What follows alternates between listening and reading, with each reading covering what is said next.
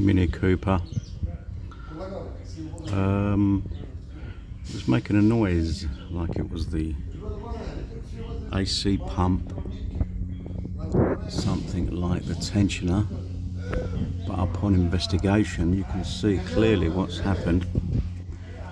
That ring there, bottom pulley, crank pulley, should have a rubber ring around it, and obviously you can see it's warm, and this is what's causing the noise.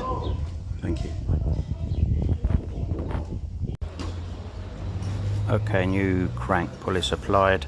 As you can see, the old one perished. There should be a rubber ring which is there all the way around it, and it's come off, and that's there basically to dampen the vibration. Yeah, that bit there, as you can see, is a rubber ring. Okay, job done. It's all back together in the car.